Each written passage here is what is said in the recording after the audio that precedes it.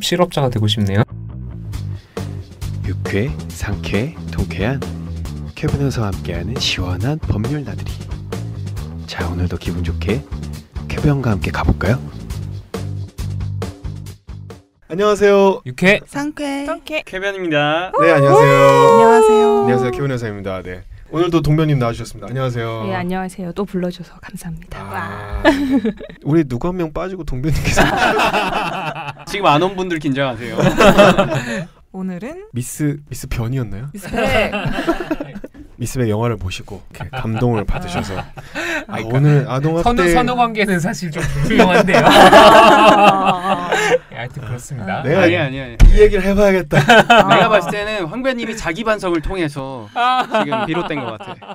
아니에요. 저번에 그 아기 왔을 때 보니까 진짜 1등 잘, 아빠. 네, 1등 맞아. 아빠시던데요. 맞아요. 완전. 좋다고 빵꾸 듣고 계십니다.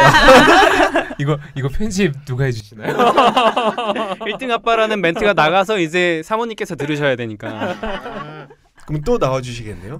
저희 지금 둘째 임신 중인데 네, 출산하면 한번 또 기회가 되면 좋습니다. 이제 아동학대 얘기를 하다가 아동학대 뭐 학교에서 맞는 얘기 하다가 이제 아동학대 하지 말자. 그래서 아동학대에 대한 범위, 그래서 뭐 물리적인 것도 안 되고 정서적인 것도 안 되고 방치도 안 된다. 유기방임도 안 된다. 뭐 그런 얘기 하다가 이제 그럼 아동학대 신고는 누구든지 할 수 있다. 112로 하시면 됩니다. 그리고 처벌하고 현실적으로 쉽지 않지만 우리 모두 다 같이 아름다운 세상을 만들어봐요 라고까지 했어요. 그렇죠. 아, 네. 멀리 왔네요.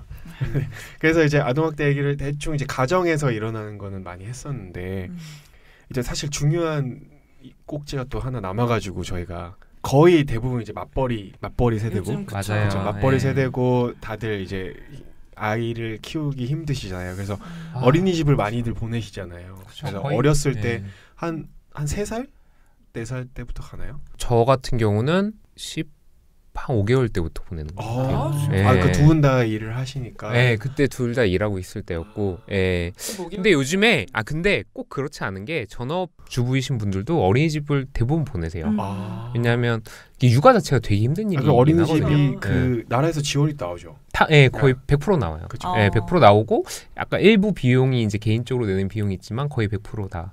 근데 이제 뉴스에서 어린이집 사건 사고가 워낙 많이 터지잖아요. 그래서 뭐 쓰레기를 유통기한 지난 음식을 줬다, 아니면 쓰레기를 줬다, 아니면은 뭐 돈 나라에서 정부 지원금이 나오는데 뭐 예를 들어 한 끼에 예를 들어 뭐 5,000원? 뭐 예를 들어 5,000원짜리 밥을 주기로 돼 있다면 예산을 착복해서 2,000원짜리 밥을 준다든가 이런 식으로.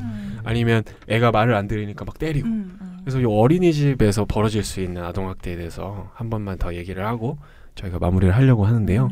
그 어린이집에서 요즘 그 아동학대들이 많이 일어나고 있고 그런 문제 제기들이 많이 이루어져서 그 CCTV 설치 의무화 법제화가 이루어지긴 했잖아요. 근데 그 이후에도 지금 이제 법제화가 됐지만 현실적으로 그것이 이제 범죄 수사에 이용되는 데 있어서 되게 어려운 점도 많고 뭐 쉽게 말해서 부모가 우리 아이가 그 어린이집 가서 학대를 당하는 것 같은 그런 좀 병도 드는 것 같고 상처도 나고 이래서 CCTV 좀 볼게요. 이렇게 요구를 했을 때 현실적으로 그것이 거부되는 케이스들도 있고. 진짜요? 네. 그런 문제들이 아직도 많이 있는 것 같더라고요. 부모님이 그래서, 네. 볼게요, 볼래요, 보고 싶어요 해도 거절해도 상관없는 거예요? 왜냐하면 그 CCTV가 그 우리 아이만 지켜져 있는 게 아니라 다른 아이들도 다 지켜져 있고 다른 또 선생님들도 있고 이러다 보니까 그것을 요구했을 때 그런 사유를 들어서 거부하는 경우들도 되게 많다고 들었고, 그리고 이거 되게 현실적인 문제인데 저 같은 경우도 아이가 이제 가끔 뭐 이렇게 안 좋아 보인다거나 이러면 되게 궁금하잖아요. 얘가 거기서 무슨 일이 있나? 그래서 이렇게 보여달라고 하고 싶은 마음이 들면서도 사실 그게 되게 어려워요. 그러니까 그런 거예요. 그러니까 왜냐하면 내가 이 사람을 신뢰하지 않는다는 의사표시인 거잖아요. 그러면 그렇게 그러면 혹여나 우리 아이에게 불이익이 가지 않을까 이런 생각도 들고 내가 너무 유난 떠는 게 아닌가 약간 이런 생각도 드니까 그게 그러니까 서로 용인하는 그런 분위기면 괜찮은데 그렇지가 않더라고요. 그래서 그런 여러 가지 문제점들이 좀 있는 것 같아요. 지금 아이를 돌보는 방식에서 이제 어린이집을 보내시는 분들도 있고 아니면 이제 집에 이제 아주머니를 네. 이제 모셔가지고 뭐 파트로 봐달라고 하시는 분도 있고 아니면 뭐 어떤 분들은 뭐 입주 아주머니 같은 분들도 쓰시더라고요. 뭐 그렇게 하시는 분들도 있는데 가정에서 이제 아주머니를 모셔서 이제 아이를 돌보는 집들에는 CCTV 있는 경우가 굉장히 많아요. 맞아요. 예. 그래서 집에서 핸드폰으로 볼 수가 있거든요. 그러니까 아니, 밖에서도. 그래서 오늘 잘 놀고 있네 이러면서 그냥 한번 확인하고 그래서 애초에 이제 아주머니 모실 때 우리 집에 CCTV 있다 얘기를 하고 이제 동의를 얻고 하고 요즘에는 뭔가 이제 아주머니 분들도 약간 당연하게 이렇게 생각하시는 것 같고 그래서 그렇게 그거는 이제 1대1 간의 이런 관계니까 이제 뭐 되는 것 같은데 어린이집은 사실 이제 CCTV 하는 게 조금 쉽지 않은 것 같아 보이더라고요. 그게 약간 이제 뭐 요즘에는 뭐 병원에서 CCTV 하는 문제도 사실 비슷한 얘기를 하고 있는데 약간 감시하고 있는 문제랑 뭐 이런 것들이 있을 수 있다라고 하는 거고 그래서 어린이집에 CCTV를 달았을 때 선생님들은 이제 약간 너무 감시하는 듯한 느낌을 받을 수 있잖아요. 일거수일투족이 다 감시가 되고 근데 이게 문제가 뭐냐면 다른 아이들이 워낙 많으니까 이게 비교가 된다는 거예요. 그러니까 사실 현실적으로 뭐 제가 이제 MC를 보고 있지만 동변님한테 1분 30초 발언 기회 드리고 타이머 세가지고 황현이 자 됐어요. 자 황현이 1분 30초 얘기하세요. 깨 작가는 30초만 얘기하고 뭐 김변이 1분 30초 얘기하고 이렇게 할 수가 없잖아요.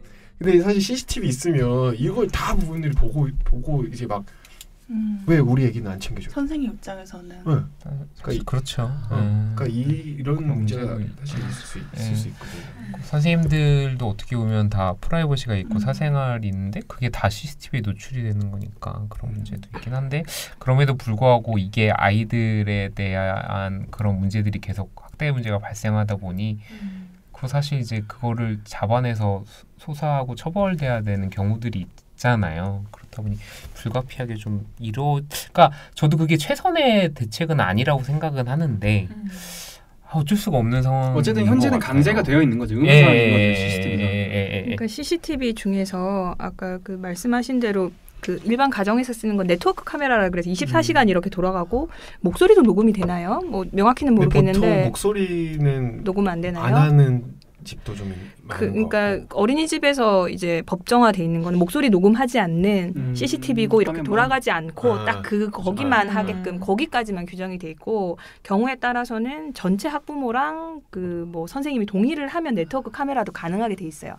그래서 요새 뭐 실제로 그런 데가 있는지는 모르겠는데 기사화된 거에는 있더라고요. 그래서 무슨 뭐 외할머니 부산에 사는 외할머니가 서울에 어린이집에 다니는 뭐 우리 손자한테 뭐 물을 왜 제때 안 떠다 줘요 뭐 이런 전화를 한다는 둥. 그래서 그렇게 하는 데가 있다면 그 아이디가 뭐 공유가 되고 무슨 어플리케이션이 있어서 뭐 그런 식으로 한다고는 하는데 그건 제가 보기에는 어린이집에서 너무 과도하게 부모님들 좀 편의를 봐주신 것 같고 그 황교님 말씀하셨다시피 지금 현재로서는 필요하게요. 저는 CCTV가 뭐 장기적으로는 없어져야 된다고 생각하는데 저도 어린이집에 애를 2명이나 보내고 있기 때문에 현재로서는 약간 사후적으로 혹시나 문제가 생겼을 때 확인하는 정도? 그리고 어린이집 입장에서도 자기네들도 이제 면책을 해야 되는 경우가 있어요. 우리는 잘못한 게 없다라는 걸 보여주는 용도? 뭐 그런 식으로 좀 활용을 하는 경우들이 있고 뭐 또 말씀하셨다시피 이게 CCTV 생기고 나서는 오히려 수사기관에서는 신체적 학대 중심으로만 이거를 사건화를 하세요. 딱 눈에 보이기에 때리는 거, 딱 눈에 보이기에 밀치는 거. 근데 엄마들이 그런 걸로 문제제기하지 않아요. 그래서 말씀하셨다시피 우리 애만 뭔가 소외되는 것 같고 우리 애 밥 먹는데 왜 얘는 한 번 떠먹여주는데 우리 애는 안 떠먹여줘요. 왜 얘부터 밥을 줘요. 뭐 이런 거부터 시작되기 시작하는 거예요. 소위 말하는 정서적 학대라든가 방임이라든가 이런 것들은 CCTV 상으로는 엄마 눈에만 보이는 아주 미묘한 것들인데 그걸 이제 막 민원 제기하듯이 하는 그런 부분들이 있고요. 그리고 정서적 학대라는 건 쉽게 말해서 폭언하고 이러는 건데 목소리 녹음 안 되면 몰라요. 웃으면서 욕하면 어떡할 거야. 복가수 네. 그래서 CCTV 자체가 죄송합니다. 그러니까, 대책은 아니고. 네, 대책은 아니고 이제 결국 신뢰가 완전히 깨졌을 때 그 이제 최후의 수단으로 증거용으로 제출이 되는 상황이긴 한 거죠. 다른 걸로는 아무래도 이제 학대 입증이 현실적으로 어려운 부분들도 있고 CCTV 생기고 나서는 수사기관도 사실 크게 의지도 없어진 것 같아요. CCTV 없잖아요라고 돌려보내는 경우들이 많아요. 어머님들의 합리적인 의심에 있어서도 CCTV상 없다. 증거 없으면 수사 개시 안 하니까. 그러니까 사각지대 같은데 아이들 데려가서 화장실 같은 데는 없을 테니까 뭔가 아이가 화장실 가서 15분 있다가 울고 나왔어요. 뭐지? 우리 애가 왜 화장실 가서 울고 나왔지? 선생님은 애 배가 아파서 뭐 변기에 앉아서 선생님이랑 15분 있었습니다라고 하는데 아닌데 우리 아이 화장실 잘 가는 아이인데. 근데 그것만 가지고는 지금 수사 그 CCTV 상으로는 확인이 안 되고. 그리고 이제 대부분 이제 CCTV가 있는 경우에 되게 흔히 발생하는 문제가 뭐 다른 사건도 이런 기사를 접할 텐데 CCTV 달라 그러면 그날 것만 없다고. 그날만 맞아요. 뭔가 고장이 나서 카메라가 동작을 안 했다. 예, 그렇게 얘기하시는 그렇죠. 경우들도 있어요. 그게 뭐 훼손되고 파손되고 이랬을 경우에도 처벌하게끔 하는 조항이 있는데 그것 고의가 있어야 되는 거잖아요. 고입증을 어떻게 할 거야? 고입증 할 방법이 없는 거예요. 랜섬웨어가 걸렸어요. 사실. 근데 법에 CCTV를 부모가 그냥 요구할 수 있나요? 열람 요청을 하는 부분은 있어요. 근데 황 변님 말씀하셨다시피 거부할 수 있고. 다른 아이들이 이렇게 있기 때문에 한 열흘 정도 기간을 두고 잠시만요. 그 뭐 마스킹이라고 그러나요? 예, 그 우리 기생충 이것처럼 식별 안 해서 되게. 식별 안 되게 나머지 아이들은 그거 해가지고 드릴게요. 근데 그게 돼요? 그게 비용도 들고 안 하시죠. 그냥 안 해주겠다는 거랑 같은 마스킹하는 말이에요. 거 비용 진짜 비싸요. 예, 그러면 10일 뒤에 그렇게 해서라도 주세요라고 하면 받을 수는 있는 거예요? 또 하나 또 있어요. 어린이집에 운영위원회가 있거든요. 운영위원회에서 열람 안 해주겠다라고 하면 열람 안 할 수 있어요. 열람 안 시켜줄 수 있어요. 근데 보통 운영위원회 쪽은 어린이집 원장쌤이랑 아주 친한 그런 부모님들이시기 때문에 그러면은 저 민원 센 엄마예요 하면 운영위원회에서 안 된다라고 하겠죠. 수사기관 대동하고 오라는 거예요. 경찰 대동하고 오라는 근데 거예요. 경찰을 대동하고 갈 때에도 얘가 이렇게 아파서 흔적 이거 보이시죠? 그렇게 해야지 가서 대동할 수 있는 거야? 아니면 그냥 의심이 돼요? 이렇게 하고 갈 수 있어요? 원칙적으로는 의심이 됩니다 정도로도 움직이시는 게 맞는데 경찰 입장도 그럴 때마다 가기는 좀 곤란하기 때문에 어느 정도 이제 조금 뭐 의심이 어느 정도 수준인지 이런 걸 좀 확인을 하시고 이제 수사기관인 경찰 그리고 아동보호 전문기관이라고 있어요. 거기랑 그 구청 단위로 해서 이 어린이집 담당하시는 공무원분들이 계세요. 복지과 공무원 그 세 분들이랑 갈 때는 즉시 열람이 가능해요. 모두를 같이 대동해야. 한 명씩 해요. 그 경찰만 데리고 가든지 아동보호 전문기관만 가든지. 근데 이제 열람만 되고 파일을 받을 수는 없어요. 카피는 못 해요. 그래서 나중에 이제 내 걸로 찍으면 안 돼요? 원칙적으로는 안 돼요. 그렇게 하지 말라고 하는 거가 그렇게 있어요. 해서 보고 되려면 확인만 그냥 하라는 등사도 거예요. 해주는 게 근데 등사를 원래 안 해줬었어요. 등사가 복사예요? 예, 네. 안 해줬었는데 어머님들이 그거를 하시고 싶으신 이유가 이제 두 가지 이유예요. 하나는 수사가 지지부진할 때 언론에 터트리려고. 그러면 수사기관에서 발등불 떨어지니까. 또 하나는 어머님들이 생각하시는 학대랑 수사기관이 생각하는 학대가 달라요. 우리 아이 밥 제때 안 먹인 건 학대가 아니라고 수사기관은 생각하지만 어머님은 방임이라고 생각을 하시는 거예요. 그래서 이제 기소된 걸 보면 그게 빠져 있는 거야. 그래서 불복하시려고 이거 기소해 주세요 하려고 이제 CCTV를 다시 봐야 되는데 없어요. 수사기관 어디에서도 지금 확인할 수 있는 방법이 없어요. 그때 내가 그걸 촬영을 해놓을 걸 이렇게 되시는 거죠. 그래서 최근에 경찰에서 너무 민원이 많으니까 엄마들이 막 그럴 때마다 왜 CCTV 안 주냐 우리. 그래서 정식으로 정보공개 요청서 제출하시면 검토해 보겠다라는 거를 저번에 한번 언론에서 발표한 적이 있었어요. 이제는 그렇게 하면 일반 사건처럼 해가지고 한번 검토는 해보겠다고. 이게 너무 좀 민원이 세요. 어린이집 같은 경우는. 그래서 수사기관도 부담스러워하세요. 조금만 잘못하면 언론에 제보하겠다. 근데 그게 정말 심각한 수준의 아동학대도 있어요. 확실히 있고 이건 문제도 있고 그런 경우도 있는데 너무 사소한 건데 그런 식으로 할 경우에는 이제 수사기관도 자기네들 이제 업무나 이런 자원 배분이 적정하게 돼야 될 텐데 완전 기자들 붙고 이러면 그 사건만 잡고 앉아 있어야 되잖아요. 그러니까 웬만하면 계속 오히려 더 덮으려고 하시는 거죠. 이렇게 사건을 덮는다기보다는 이제 진행 상황 같은 거를 어차피 혼날 거 마지막에 몰아서 혼나자. 약간 그런 느낌으로 계속. 예. 선생님들도 힘드실 것 같은데요. 선생님들 많이 힘드시죠. 힘드시죠. 그거가 있어요. 뭐 몇 명당 몇 명의 선생님이 있어야 된다. 이런 법정 쿼터 기준은 같은. 1대3가 1대5인가 그런 걸로 알고 있거든요. 만 1세까지가 이제 선생님 한 명당 유아 3명. 나머지는 이제 넘어갈수록 4명, 5명 이렇게 늘어나는데 맞아요. 궁극적으로 봤을 때는 5살 정도 돼도 한 2-3명 정도로 하는 게 선생님들이 그게 그나마 맞아요. 케어하실 수 그래야, 있을 거예요. 예. 저는 제 조카를 가끔 보는데 조카가 어때요? 5살인가 6살인가 그쯤 되거든요. 저는 1대1이다. 조카가 2명이라고 생각해 보면 너무 힘들 것 같은 거예요. 실제로 아동 학대로 신고가 많이 되는 부분은 식사 시간, 낮잠 시간. 왜냐하면 아이들마다 밥 먹는 시간이 다르고 낮잠 시간이 다 달라요. 근데 어린이집을 내가 갔는데 갑자기 그 시간에 자래. 난 잠이 안 오는데 오늘은 내가 입맛이 없어요. 안 먹고 싶은데 먹으래. 그러니까 애가 집에 있을 때랑 다르니까 그때부터 이제 선생님이랑 이제 기싸움이 시작이 되는 거예요. 그러다가 이제 교사가 업무가 많고 그런 날은 짜증이 이제 나는 거죠. 항상 그 시간에 이제 문제가 발생해요. 그래서 어린이집이 이제 변호사들은 좀 알고 있는데 유치원이랑 어린이집이 달라요. 규율하는 법률이 다릅니다. 우선은 영유아 보육법이 어린이집이고 유아교육법이 유치원인데 유아교육법이에요. 그래도 유치원 정도 되면 교육이라는 게 가능할 나이인데 어린이집 갈 나이에는 아직은 교육은 아니라는 거예요. 보육이라는 표현을 쓰는데 그게 사실은 케어하고 교육도 한다라는 건데 방점은 케어예요. 근데 이게 무슨 표준 그런 보육안 같은 게 있다 보니까 거기에 맞추려고 하는 거예요. 선생님들이. 낮잠도 이 시간에 재워야 될 것 같고 밥도 요만큼은 먹여야 될 것 같고 낮 시간에 무슨 어떤 선생님들 오셔갖고 무슨 또 뭐 활동하거든요. 뭐도 해야 되고 그걸 하려고 하는데 이 아이들 연령이 따라올 수 없는 연령이라고요. 그냥 집에 있었으면 그냥 자기들 마음대로 TV 보고 놀았을 애들이 와서 그러니까 거기서 학대가 발생을 해서 그 교수님들 연구에 그런 게 많아요. 아이들 성장마다 발달마다 다르기 때문에 낮잠 강요하지 마시고 오늘 밥 먹기 싫어한다 그러면은 부모님께 말씀드려갖고 오늘은 좀 밥을 좀 천천히 줘보시는데 안 줘보시든지 그런 식으로 해가지고 아이들이랑 좀 합을 맞춰가시면 어느 순간 되면 애가 그게 또 맞아져요. 근데 문제가 뭐냐면 부모님들 중에서 그런 이유 때문에 밥을 안 먹였는데 왜 우리 애 밥 안 먹여요 와서 따지는 부모가 있단 말이에요. 부모님이랑 선생님이랑 소통이 안 되는 거예요.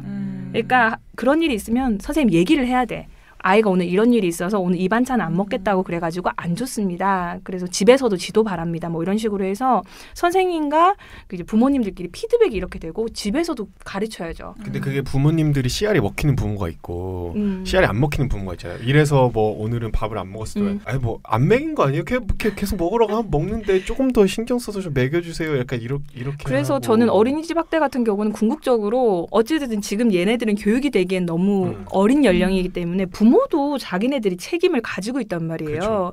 교사한테만 책임 물을 게 아니라 부모한테도 책임을 물을 수 있게끔 뭔가 공동으로 작성하는 무슨 이런 뭐 수첩이라든가 일지라든가 맞아요. 이런 거 남겨가지고 문제가 발생했을 때 교사들의 책임 소재를 조금 면책을 해주거나 낮춰줄 수 있는 그런 절차가 궁극적으로는 필요하다고 봐요. 안 그러면은 부모님들이 자기는 집에서 아이들 소위 말하는 개판으로 이렇게 마음대로 해라 이래놓고는 어린이집만 와서 애가 말을 잘 들을 수 있을 거라고 생각할 수가 없잖아요. 그러니까 그거는 진짜 무리한 걸 바라는 거지. 어린이집 선생님들도 힘들겠다고 느낀 것 중에 하나가 매일매일 맞아요. 그거를 피드백을 그러니까 뭐 알림장 같은 거를 퀴즈노트라는 있어요. 요즘에는 뭐 앱으로 하기도 있고 뭐 카톡으로 하기도 하고 매일매일 그거를 다 부모님한테 써서 드리더라고요. 예, 맞아요. 그러니까 저처럼 되게 말재 좋고 글재 좋은 사람들은 매일매일 말 만들기도 너무 힘들 것 같은데. 지금 변호사님 말씀 들어보니까 그게 자기 면책도 될 수 있을 것 같은데요. 그렇게 쓰는 게. 사실 부모 입장에선 그래요. 이게 아이의 그날 생활의 모습을 사진 한두 장으로 파악할 수는 없잖아요. 그냥 그걸 보고서 잘 있구나는 어떻게 보면 부모 입장에서 마음의 어떤 소통이라는 게 너무 신뢰와 소통이 중요하다고 생각이 되고요. 그래서 그 서초군가 어디에서 그 CCTV 공개의 날을 정했대요. 부모님들이랑 협의를 해갖고 한 달에 하루인가 뭐 한 학기 하루인가 정해가지고 오셔가지고 하루치 아무데나 랜덤으로 날짜는 지정하세요. 하루치 보시고 싶은 만큼 보시고 가세요. 보시라고 아이가 어린이집에서 이렇게 생활을 하고 선생님이 이렇게 하시고 그런 식으로 하다 보면 그걸 한번 시범으로 한두 개를 해봤더니 선생님도 힘들어서 어떡하냐고 다들 부모님들이 그 말씀을 하시더래요. 그걸 CCTV를 딱딱 쪼개갖고 그것만 보면 세상 나쁜 선생님 같은데 사실 맥락이 보이잖아요. 아이가 막 말 안 듣고 갈 때 선생님이 바로 때리는 선생님은 계시겠죠. 그 선생님은 진짜 아동학대범이지만 보통은 쫓아가면서 왜 그러니 말려도 보고 껴안아 보기도 하고 막 달래보기도 하고 그걸 다 보시니까 우리 애가 너무 말 안 듣죠 선생님 딱 그 얘기가 나오더라는 거예요. 그래서 서초구에서 이게 시범으로 해봤더니 괜찮은 것 같아서 서초구 뭐 구립 그쪽 어린이집 중심으로 해가지고 요거를 좀 사업을 해보겠다 그렇게 말씀을 하시더라고요. 이제 CCTV에 대한 반감과 그 소통 뭐 이런 신뢰 그런 거 같이 가는 그런 방식이신 것 같아요. 근데 실제로 처벌받는 선생님들의 경우에는 진짜 좀 극단적인 경우만 거의 처벌이 되지 않나요? 초반에 이거 생겼을 때는 이것도 좀 안타깝긴 한데 좀 처벌이 좀 되는 편이었어요. 왜냐하면 그때 이제 이슈가 많이 돼서 막 진짜 막 김치 안 먹는다고 막 애 막 날아가게 때리고 막 맞아. 그래서 보육교사가 다 그런 자질 떨어지고 애들 괴롭히는 이런 사람들로 약간 분위기가 가고 주변에서 너무 막 난리를 치니까 좀 영향을 안 받을 수는 없으셨던 것 같은데 최근에는 무죄나 아예 기소가 안 되는 경우들도 상당히 많아요. 어린이집 교사도 할 말이 있거든요. 그리고 뭐 이 아이에 대해서 내가 이런 식으로 했던 이유에 대해서 이렇게 말씀을 많이 하시니까 근데 실질적으로 예전에 처벌이 세게 됐다고 하던 경우에도 아무리 세도 집행유예 정도였어요. 아이가 당장 집으로 돌아가야 되는데 그 아이를 뭐 피를 때까지 때리고 이럴 수는 없죠, 당연히. 그러니까 멍이 들거나 뭐 이 정도인 상황에 추가적인 뭐 정서적인 학대 정황이 주변 친구들의 목격 진술로 나오고 이런 식으로 되면은 이제 집행유예 정도 나왔고 대신 너무 좀 이제 언론에서 많이 다뤄진 사건이다. 그럼 이제 판사님이 보시기에 약간 괘씸죄처럼 해서 우선은 구속 상태에서 하다가 이제 풀어주시는 그런 식으로. 실형은 집행유예 보통 한 1, 2년 정도 나왔던 예들은 있었어요. 어린이집 교사들 중에서. 그리고 뭐 최근에 뭐 사망 뭐 이 정도 이런 사건은 당연히 뭐 그 정도 되는 거고. 근데 일반적으로 우리가 생각했던 아동학대 한 명에 대해서만 아니라 보통 반단이 전체를 막 이렇게 괴롭혔던 그런 거 같은 경우에는 한 2년 정도 나왔던 것 같아요. 그 학대 수법 중에 그런 게 있대요. 아이의 발 뒤꿈치 쪽을 이렇게 핀으로 찌르면 그게 상처가 안 남는. 장구핀 아동학대 사건이라고 이 대법원에서 파기환송됐는데 그 뭐 어린이집 그 엄마들 얘기긴 한데 어린이집에서 그 보육교사들끼리 통용되는 방법이라는 식으로 어머님들은 의심을 하고 계시는 게 있어요.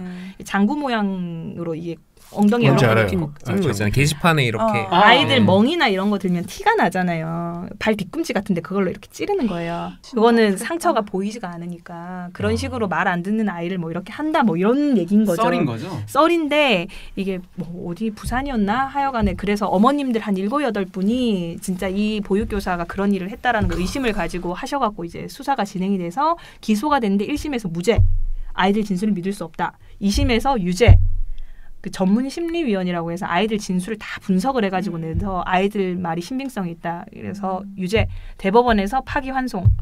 뭐 취지는 근데 그거였어요. 전문 심리위원 같은 새로운 그런 이제 방식으로 공판을 진행을 할 거면 그 보육교사인 피고인한테 방어할 수 있는 기회를 충분히 줬었어야 되는데 그렇게 진행하지 않았기 때문에 이거 다시 하라라고 파기환송은 됐어요.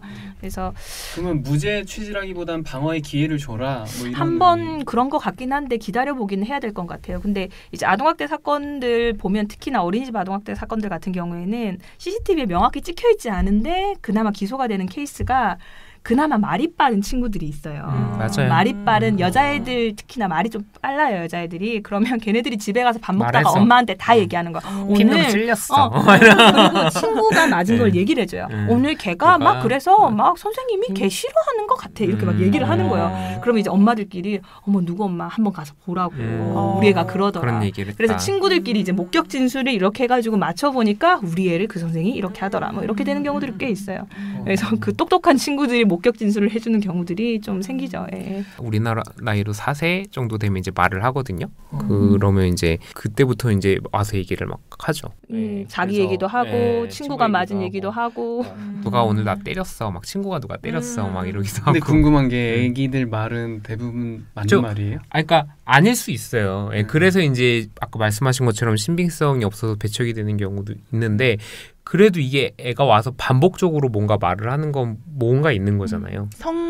예전에 성범죄 사건 중에서 그러니까 그 나이에 애가 상정할 수 없을 정도의 구체적인 상황을 얘가 얘기를 하면은 그거는 신빙성이 확 있어지잖아요. 그래서 이게 특히나 어린이집 사건 같은 경우에는 그러니까 선생님이 특정 한 아동만 하는 경우들도 있지만 전체 아동들을 다 그렇게 하는 경우들도 꽤 있어요. 그냥 그분의 교육 방식 자체가 그런 거기 때문에 아이들이 보기에는 뭔가 다 불편하고 좀 그랬던 거죠. 그래서 여러 명이 똑같은 얘기를 하고 있으면 좀 더 신빙이 되는 거고. 근데 또 경우에 따라서는 그런 구체적인 진술 때문에 문제가 되는 경우들도 생겨요. 엄마가 연습시킨 거 아니냐. 엄마가 연습시켰다는 그런 거. 아이들이 모를 만한 단어 같은 거를 표현을 한다든가. 근데 얘도 이 얘기를 하고 얘도 이 얘기를 하고. 그리고 보니까 그러니까 엄마들끼리 모여서 뭔가 말을 맞춰서 애들한테 유도 신문처럼 한 거예요. 이 장구핀 사건도 이제 1심에서 무죄가 나왔는데 2심에서 이제 언론이 막 이슈가 되고 하니까 이제 약간 그 법정에서 뭔가 이렇게 약간 뭐 어떤 이유였는지 모르지만 외부로서 압박을 받아서 유죄 선고가 나왔고 이분 또 법정 구속됐었더라고요. 근데 대법원에서 봤을 때 이거는 법적 재판 절차상의 문제가 있다고 해서 2심을 다시 하라라고 한 게 이제 파기환송이 나온 거죠. 예, 언론에서 이슈가 돼서 그러니까 판사님들은 정말 싫어하는 말이 그건 것 같아요. 내가 언론의 압박을 받았냐? 난 아니다. 나는 내 판단대로 했다. 근데 2심 때 좀 독특하게 전문 심리위원을 선정을 해줬어요. 보통 일반적으로 1심에서 하지 않았던 새로운 증거조사 방식을 2심에서는 해주시지는 않아요. 증거가 완전하게 새롭지 않는 이상은. 근데 좀 항소심에서 폭넓게 그런 거를 인정을 해주신 거예요. 그래 똑같은 진술이긴 한데 그러면 전문가한테 분석을 한번 맡겨볼게 라고 그걸 받아들여 주셨고 그 분석가가 자기가 보기엔 아이들이 신빙성 있게 아주 일관되게 진술을 하고 있습니다. 이렇게 얘기를 해준 상황인 건데 이제 대법원에서 보기에는 그런 사람 부를 것 같으면은 피고인 얘기도 들어봤었어야지.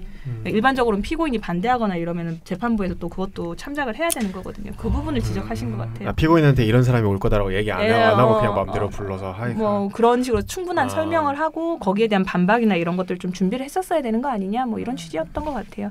근데 뭐 어린이집 사건은 그래서 뭐 다시 말씀드리지만 교사와 부모님과의 신뢰, 소통 그게 중심이 돼야 되고 아동학대의 수위 자체는 가정 내 아동학대에 비해서는 절대로 높지는 않습니다. 높을 수가 없어요. 아이는 하원을 해야 되기 때문에. 근데 집에 가면 다 뽀록 나니까. 그러니까 그 아기들을 그러니까 아까 말씀하신 보육교사 같은 경우에는 좀 더 그 뭐라고 하지? 자격 요건 같은 게 강화되어 있나요? 그 초반에 그 어린이집 이거 CCTV 설치 법안 나올 때쯤 돼서 무슨 보육교사들이 자격이 조금 뭐 집에서 인터넷으로만 뭐 강의를 온라인으로만 수강을 해도 나오고 이래가지고 뭐 질이 떨어져서 문제가 발생했다 이런 식으로 하는데 꼭 그 부분은 아닌 거는 같고요. 그 이후에 자격 요건이 강화되긴 했어요. 이제 온라인 교육 이런 건 아닌데 저는 개인적으로는 이게 어린이집은 어찌됐든 그 원장님이 개인적으로 운영하시는 경우들이 많아요. 재단 운영보다는. 그래서 운영자의 마인드나 이런 것들이 상당히 중요해요. 보육교사 입장에선 직장이잖아요. 거기가. 직장 상사와의 관계, 직장에서의 환경 이런 것들이 아무래도 스트레스나 이런 것들 때문에 영향을 많이 미치고 그 요새 뭐 유치원 얘기도 많이 나오지만 어린이집도 마찬가지로 이제 정부에서 어느 정도의 보조금이라든가 이런 것들이 들어가기 때문에 회계라든가 이런 뭐 급식이라고 표현해야 되는 아이들도 뭐 그런 거 관련해 가지고 그게 어린이집에서는 인증 평가 기준이에요. 그래서 사람들에 따라서는 아니 이런 거 뭐 해봤자 인증이 뭔 의미가 있냐 하는데 기초 중에 기초예요. 그거 제대로 못하는 어린이집이면 분명히 무슨 문제가 있어요. 그래서 그거 회계 관리하려고 유치원 3법 이 유치원 같은 경우는 뭐 에듀파인인가 뭔가 그거 들어가긴 했고 친인척들이나 이런 사람들을 뭐 보육교사 이름만 올려놓고 안 와요. 그 아동당 교사 대 아동 비율이 이렇게 어느 정도 법정화돼 있는데 예를 들면 선생님 3명이 아이들을 봐야 되는 어린이집인데 1명을 내 언니 이름 올려놓고는 그 출근을 안 한단 말이에요. 2명이 봐야 되는 이런 경우들도 생길 수 있어요. 어린이집 중에서는. 그러면 그런 집에서는 아동학대가 일어나요. 그럴 수밖에 없죠. 선생님 2명이 애들을 많이 보니까. 그래서 어머님들이 어린이집 할 때 선택할 때 원장님이랑 한번 얘기를 한번 나눠보세요. 대강 나와요. 아, 이 원장 선생님이 어떤 마인드를 가지고 있고 그 선생님들이 몇 명 돼 있는데 어떤 선생님이 안 오신다더라. 그 원장 선생님 무슨 뭐 조카라더라. 그리고 급식하는 어머님이 뭐 원장 선생님의 어머님이 오셔가지고 막 밥 해주시고 이런 경우 있거든요. 그것도 사실 인건비 그런 식으로 해서 빼먹는 거예요. 그런 어린이집이면 분명히 뭔가 문제가 발생해요. 할 수밖에 없어요. 직장 환경이 엉망이 때문에 보육교사들이 힘들 수밖에 없어요.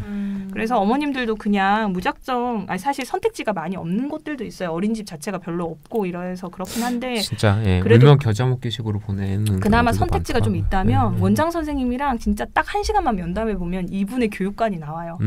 교육관이 나오고 어떻게 운영되는지가 나오고 그래서 그런 식으로 조금 하고 신뢰 갖고 소통하고 이러면은 어린이집 학대 문제는 사실 뭐 심각하다면 심각하긴 하지만 제 기준으로는 가정 내 아동학대에 비해서는 비율도 그렇고 정도도 그렇고 조금 경미한 수준이고 CCTV는 현재로선 필요하긴데 궁극적으로는 없어져야 되지 않을까라고 생각은 하고는 있습니다. 예. 마치 어린이집을 어떻게 선택하는 게 좋으냐라는 그 매뉴얼을 가르쳐주시는 꿀팁입니다. 꿀팁. 뭔가 사회적으로는 좀 육아휴직을 조금 더 이제 사회에서 보장을 해줘서 이제 애를 낳으면 힘드니까 일단은 먼저 이제 부인이 먼저 육아휴직을 한 1, 2년 쓰고 그 다음에 이제 부인이 이제 일타에 복귀하면 남편이 이제 또 육아휴직을 1, 2년 쓰고 이런 식으로 할 수 있게 되면 너무 어린 아이가 이제 어린이집에 가게 되는 거를 조금 사회적으로 막을 수가 있고 그렇게 네. 하면은 좀 더 어린이집 환경도 조금 더 나아지지 않을까요? 그래서 솔직히 아이가 그러니까 만 36개월 뭐 한 그 정도만 돼도 그래도 좀 알아먹을 것 같은데 말귀를. 아 그렇죠. 그때 그 정도 되면 이제 의사소통도 되고, 되고. 자기 의사 표시도 분명히 하고. 유치원? 유치원은 한 5살, 7살 친구들이 가는 거죠. 유치원은 그쵸. 그런 일이 5세, 6세 정도에 되는 친구들. 유치원도 비슷한 네. 양상이긴 네. 한데 그래도 유치원에서는 뭐 말씀하셨다시피 의사소통이 조금 되니까 좀 덜한 것도 있고 유치원은 기본적으로 그래도 교육을 하는 곳입니다. 교육의 커리큘럼이나 이런 것들에 대해서 조금 준비가 되어 있고 어린이집에 비해서는 그래도 유아교육 전공자라는 자부심들을 갖고 계셔서 그러니까 사립유치원 문제 한창 터졌을 때 그때 사립유치원이 다 악이냐라고 생각을 하면 그건 또 아니에요. 유치원은 보통 이제 학대보다는 약간 먹을 걸로 장난치는 걸로 항상 뉴스에 나오잖아요. 돈 빼먹고. 쓰레기 배추국 주고 막 이런 거. 그러니까 약간 그런 이런 회계적인 부정이나 이런 부분들에 대한 좀 지적들이 조금 있으시긴 한 것 같아요. 근데 어린이집이랑 그 부분은 또 마찬가지로 회계가 엉망인 곳은 교육도 엉망일 수밖에 없어요.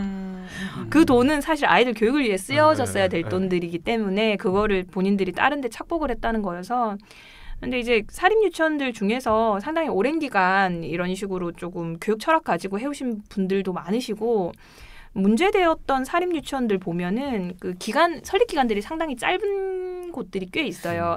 이게 뭐 한 10여 년 전후 해가지고 뭔가 유치원이 개인 사업같이 이런 식으로 맞아요. 사람들에게 네. 알려지고 그래가지고 갑자기 네. 원래는 유아교육 이쪽 안 하시던 분들이 많이 개입을 하시고 그런 것도 있었다고 저는 들었습니다. 이슈됐던 게 이제 유치원 눈먼돈이랑 약간 요양병원 눈먼돈 이렇게 세트로 해가지고 막 한창 문제 많았었잖아요. 요양병원도 방금 마찬가지로 회계 부정이 그런 게 있는 거예요. 요양병원도 그 복지부에서 예산 같은 게 배정돼 있어서 많이 이렇게 지원이 되고 그러잖아요. 그래서 거기도 이제 복지사분들 사람 수 조작하고 뭐 그런 식으로 대표적인 케이스들이 그래요.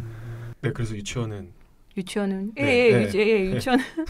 유치원 아이들이 문제가 있으면 얘기를 많이 하고 이런 많이 경우들은 많고요. 유치원 같은 경우에는 그런 경우들이 많아요. 이제 학교 가기 전 7살 우리나라 나이로 7살인 아이들 같은 경우는 나름은 이제 좋은 유치원들 같은 경우에도 아이들이 학교 가기 전에 이제 준비를 해야 된다고 생각을 하는 거예요. 그래서 학교 가서 우리 처음 1학년 때 입학했을 때 뭐가 제일 힘들었었느냐라고 생각을 해보면 저희 때만 해도 유치원 다니는 아이들이 반에서 절반이 안 됐어요. 유치원 출신들이 나름은 좀 그쵸, 그러니까 그 수십 년 전엔 그랬죠. 예, 수십 년 전에 알죠. 수업 시간이 40분인가요? 초등학교 1학년이 40분을 자리에 앉아 있을 수 있는 아이들이 몇 안 돼요. 너무 힘들었어요. 맞아요. 저는 힘들어요. 너무 생생한데 너무 힘들었어요. 그리고 저 얼마 안 돼가지고 화장실을 갈 때 선생님한테 허락을 받고 가야 된다는 것도 아이들이 몰라요. 맞아.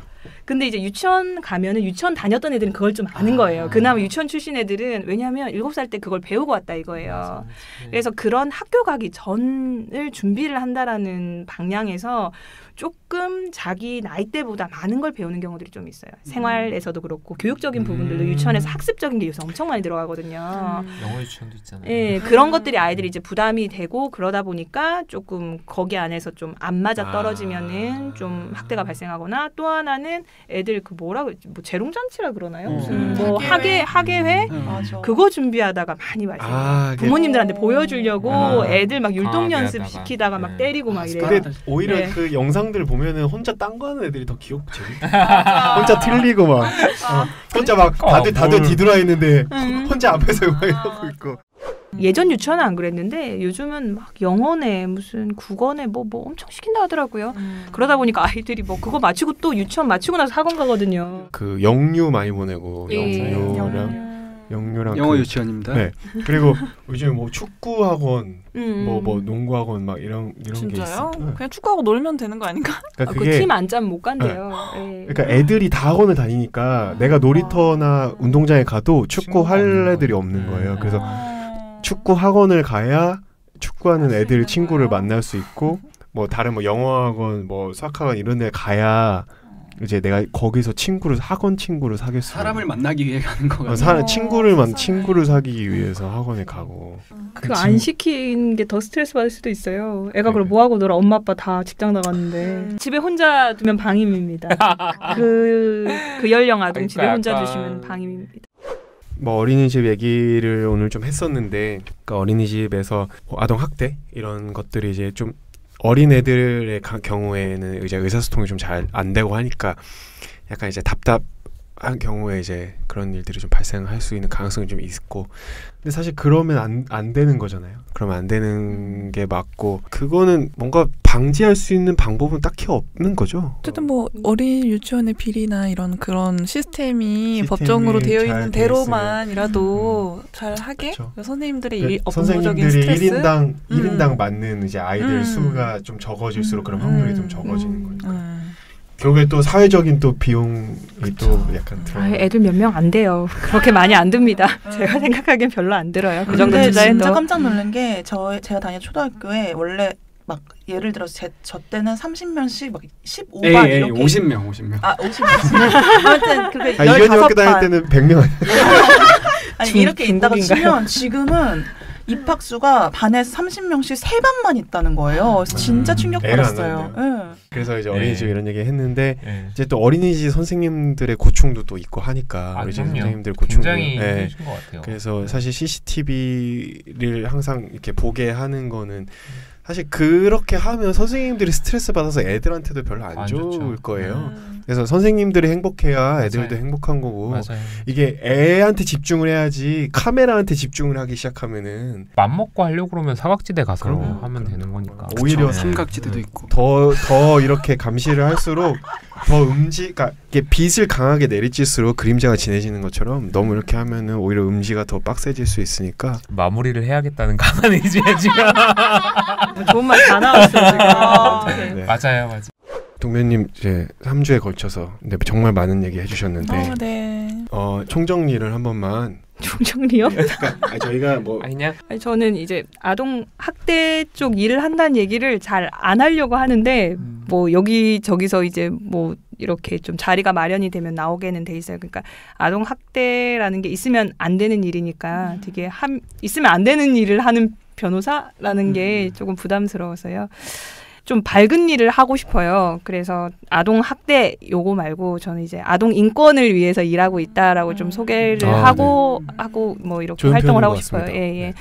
뭐 아동 학대 사건도 궁극적으로는 아동에 대해서 우리가 너무 이해가 떨어지고 아동을 하나의 인격체로 보지 않기 때문에 발생하는 일들이 아닐까 그렇게 좀 생각을 해요. 만약에 성인이라면 아이가 뭐 예를 들어서 어린이집에서 그 성인 누군가가 맞았어요. CCTV가 왜 필요해요? 내가 가서 맞았다고 얘기만 하면 되지. 맞아. 근데 아동이기 때문에 이제 뭔가 취약하고 제대로 자기 피해에 대해서 얘기도 못하고 그걸 알기 때문에 좀 그런 학대를 쉽게 그 어른들이 하는 게 아닌가라는 생각이 들어서 아동도 하나의 온전한 인격체라는 생각을 하면은 되는데. 예, 그래서 그런 거에 대해서 조금 사회 전체적으로 고민을 했으면은 좋겠어요. 우리도 아동이었던 적이 있잖아요. 네. 그래서 그걸 생각 못하고 항상 어른이었던 것처럼만 생각을 하는 것 같은데 우리가 그때 어렸을 적에 제대로 우리 얘기를 들어주지 않았던 그런 어른들에 대한 섭섭함, 막 그런 답답함 그런 걸 좀 기억하고 있으면서 뭐 이제는 우리가 어른이니까 그런 아이들에 대해서 좀 그런 관심을 가지고 그렇게 보호하고 또 권리를 인정해주고 그런 마음으로 좀 생활을 했으면 좋겠습니다. 예. 정말 감사합니다. 동배님. 다음에도 나와달라는 그런 거예요. 마지막 미련입니다. 또 오세요. 불러주시면 재밌는 걸로 다음엔 해요. 저희는 밝은 거. 진짜 밝은 거. 밝은 걸로. 근데 대부분 우리가 다루는 게 밝지가 않아요. 다 아무래. 되게 죄송한 얘기긴 한데 사실 법 없이 살 수 있는 세상이 제일 좋은 세상이잖아요. 그럼요. 그러니까 실업자가 되고 싶네요. 변액 시트. 변핵 시트?